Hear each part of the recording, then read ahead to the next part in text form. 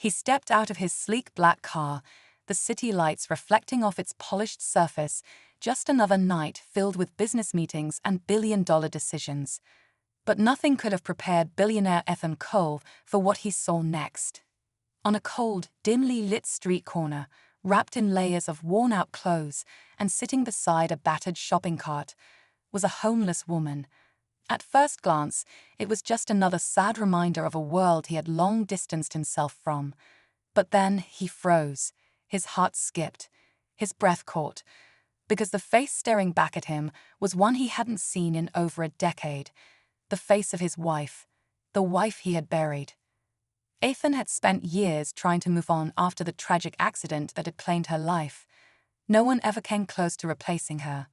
He'd built empires, signed deals, and surrounded himself with luxury, but the one thing he truly loved had been lost forever. Or so he thought. Now, standing on that sidewalk, he couldn't trust his own eyes. Was it a hallucination, a cruel trick of the mind, or was there something else going on? The woman didn't seem to recognize him. Her eyes were tired, her face marked by struggle, yet the resemblance was undeniable. Ethan felt the ground shift beneath him as questions came flooding in. Who was she? How could she look exactly like his dead wife? And why was she living on the streets? As the cold wind blew through the city, Ethan knew his world had just changed. What he did next could unravel everything he thought he knew about his past and his future. But one thing was certain, this wasn't just a coincidence, and he had to find out the truth. Ethan couldn't take his eyes off her. The woman sat quietly, staring at the ground, as if unaware of the storm she'd just stirred in his chest. He took a few slow steps closer, afraid that if he blinked, she'd vanish like a ghost. The resemblance was haunting. Same deep brown eyes, same slight tilt of the chin when she looked up, even the way she tucked a loose strand of hair behind her ear. It was all just too real. Her name had been Claire. Ethan met her before the wealth, before the private jets and glass towers. She believed in him when he had nothing, stuck by his side through every failure, every late night chasing a dream. Losing her in that car crash nearly destroyed him. And now, a woman who looked just like her was sitting in front of him, wrapped in a tattered coat, holding a paper cup with shaky hands. He wanted to speak, to call her name, but something held him back. What if it wasn't her? What if this was just a stranger who happened to look like Claire? But that thought didn't explain the way his heart reacted, the way memories came flooding back so vividly it hurt. He watched as a man walked by and dropped a few coins into her cup. She nodded politely, offering a soft, almost familiar smile. That smile shattered him. Ethan knew he had to find out more. But how? He couldn't just walk up and ask if she used to be his wife. What would he even say?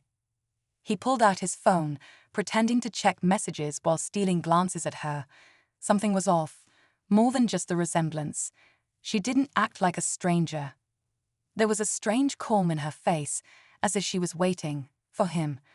Ethan stood there longer than he meant to, watching her. The city noise faded into the background, his focus locked on the woman who looked like she had returned from the dead. Finally he walked away, but not because he wanted to. He needed time to think, to make sense of what he'd just seen. That night, sleep didn't come. His mind kept looping the same image, Claire, or whoever she was, sitting on that cold pavement, her eyes lost but familiar. It didn't add up. If this was really her, how could she have survived the accident?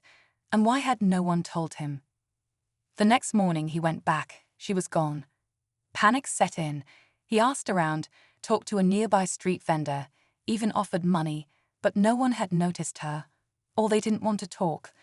That's when he realized something deeper might be going on. Was she in hiding? Was someone keeping her off the grid? Or was it possible she didn't want to be found? Ethan hired a private investigator the same day.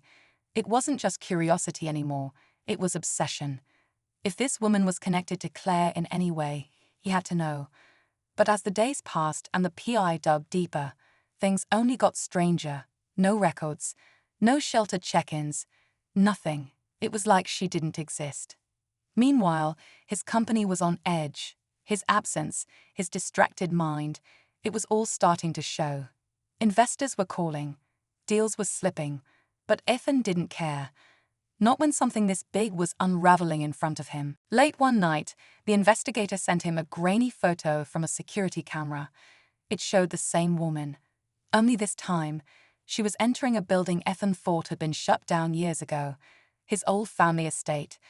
Ethan stared at the photo on his phone, the image grainy, but clear enough to confirm it. She was there. The woman who looked like Claire had entered his old family estate, a place no one had touched in over 10 years.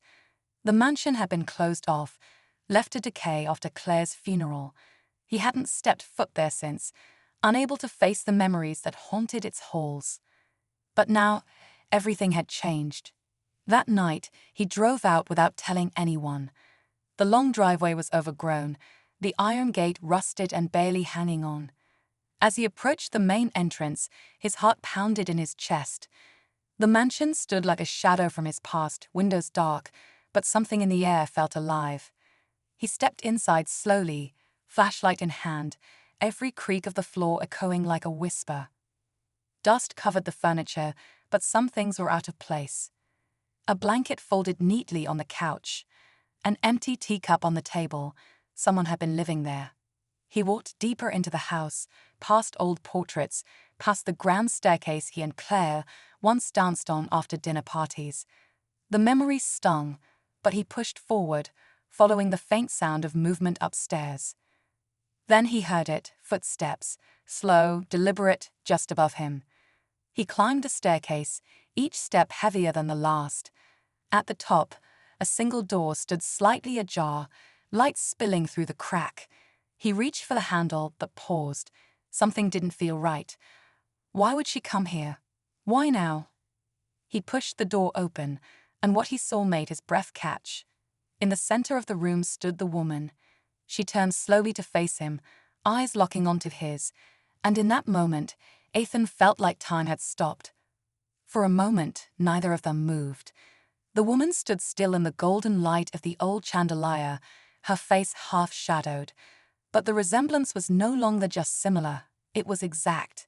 Down to the small scar above her eyebrow, the one Claire got when she fell off her bike as a teen. Ethan felt dizzy. Every part of him wanted to believe it was her. But then, in a quiet voice, she said something that sent chills down his spine. "You shouldn't have come here." It wasn't fear in her tone, it was warning. Before he could respond, a noise came from behind him. A soft creak, like someone stepping on an old floorboard. He spun around, heart pounding. Nothing, but the air felt heavier now, tense. He turned back to her. "Claire, is it really you?" She didn't answer. Instead, she stepped closer and whispered, "They're watching. They never stopped." Ethan's confusion deepened. Who was watching? And what did she mean by asterisk never stopped asterisk? Suddenly, all the pieces he thought were random, her disappearance, her return, the lack of records, started to feel like something much bigger. This wasn't just about a lost wife. This was a secret someone had tried very hard to bury. "Claire died," he said, almost to himself. She looked at him with tired eyes. "That's what they wanted you to believe." Before he could ask anything more, the lights flickered. She backed away quickly, grabbing his hand and pulling him toward a narrow hallway. "We don't have time," she said. "They know you're here." As they ran through the dark corridor, Ethan could barely keep up, not just with her steps, but with the sudden realization. This wasn't just a mystery about love or loss anymore. It was something far more dangerous. Ethan's heart raced as they weaved through the dark halls of the mansion, her grip firm on his wrist. They burst through a side door and entered a room he'd barely remembered, a hidden study behind the old library. She locked the door behind them and pulled a dusty box from beneath the floorboards. Inside were photos, letters, and documents with names he didn't recognize, government seals, medical records, surveillance notes. At the center of it all was a single file, *Project Echo*, Claire, or the woman who claimed to be her, handed him the file with trembling fingers. "I wasn't supposed to survive," she said, "but I did, and they erased me." The truth hit like a tidal wave.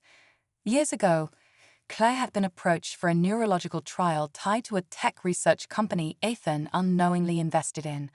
The car accident, it wasn't just a tragedy, it was a cover-up. When she survived, they kept her hidden, using her in secret memory experiments tied to identity manipulation. But she had escaped, and had been hiding ever since, trying to find a way to warn him. Ethan stared at the documents, the betrayal almost too much to process. He had built part of his empire on a company involved in destroying the woman he loved. Just then, headlights flashed outside. Claire's eyes widened. It's Thumb. He grabbed the box and pulled her toward a back exit. As they ran, she stopped him. "There's something else," she whispered. "I'm not the only one. There are more like me." Before he could speak, a shadow stepped out from the trees. Another woman. Same height, same eyes, same face. Ethan froze. Claire looked at him, voice barely a whisper. "They didn't just clone my memories. They cloned *me*. Ethan stood frozen, trying to make sense of what was in front of him. Two women, both with the face of the wife he lost. His mind struggled to keep up. But Claire, his real Claire, stepped closer, her voice calm despite the chaos.